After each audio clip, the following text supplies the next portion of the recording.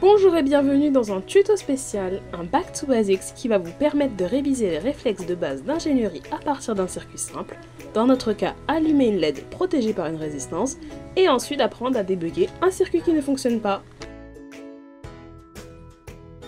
Pour réaliser ce circuit, nous avons besoin de fils électriques, d'une résistance de 1 kΩ, d'une LED rouge et d'un générateur de tension et d'un breadboard.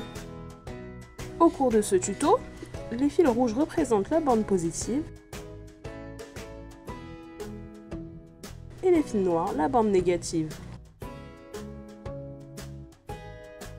En suivant le schéma du montage, on doit ainsi dans un premier temps associer la bande positive à l'entrée de la résistance.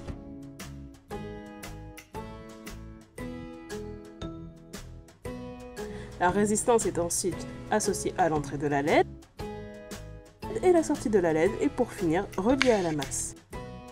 Maintenant que nous avons fini notre circuit, il faut l'alimenter à l'aide du générateur. Nous appuyons sur notre bouton ON et sur le bouton Standby. Nous faisons varier lentement la tension à l'aide du bouton Fine. On remarque que la LED s'allume seulement à partir d'une certaine valeur de tension.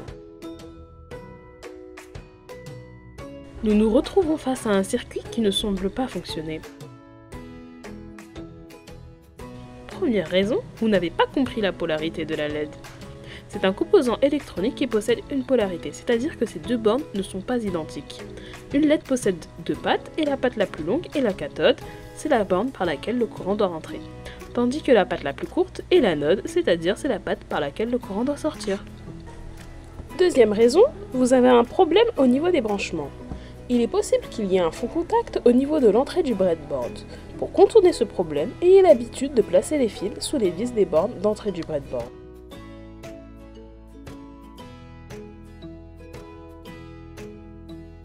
Origine du problème peut être votre mauvaise compréhension du fonctionnement du breadboard. Le breadboard possède plusieurs blocs qui ont des fonctionnements différents. Pour le bloc horizontal qui se trouve en haut, les trous sur la même ligne sont connectés en série. Les blocs qui se trouvent sur le côté, de forme verticale, les trous qui se trouvent sur la même colonne sont connectés en série. Pour finir, pour la partie centrale, seuls les trous qui se trouvent sur la même ligne sont connectés en série. Nous devons donc lier notre fil rouge sur un des trous de la ligne contenant la résistance. Ensuite, la sortie de la résistance doit être sur la même ligne que l'entrée de la LED. Et pour finir, la sortie de notre LED doit être sur la même ligne que la masse.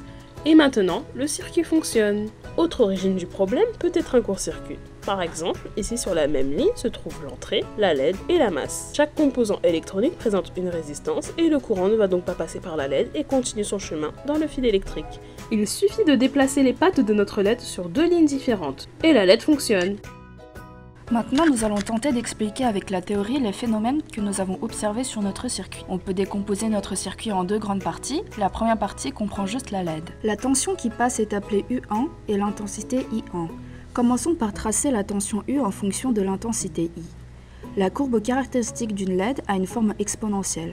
On peut représenter deux caractéristiques de la LED sur la courbe, la limite d'intensité à partir de laquelle elle grille et la tension de fonctionnement où elle fonctionne au mieux. Nous pouvons faire correspondre à cette tension à une intensité de fonctionnement. Imaginons que nous faisons passer une tension plus grande que la tension de fonctionnement. Dans ce cas, à cause de la forme exponentielle de la courbe, l'intensité qui passe devient très grande au risque de griller la LED. Nous pouvons faire le lien avec la loi des mailles du circuit avec la LED seule. Si la tension délivrée augmente, alors la tension de la LED augmente aussi de manière proportionnelle. La deuxième partie de notre circuit comprend la résistance et le générateur de tension. Le générateur délivre la tension UE et UR est la tension qui traverse la résistance. I2 est le courant qui passe. U2 est la somme de ces deux tensions. Écrivons la loi des mailles du circuit et appliquons la loi d'Ohm. Si on trace à nouveau la tension, cette fois U2 en fonction de l'intensité I2, on pose UE, la tension délivrée par le générateur, ainsi une courbe affine apparaît selon l'équation écrite. Le croisement entre la courbe verte et la courbe rouge est le point de fonctionnement lorsque nous relions les deux parties de notre circuit où U2 correspond à U1 et I2 à I1. D'après l'équation, si on choisit une valeur de la résistance plus grande, la pente diminue, si on en choisit plus petite, la pente augmente.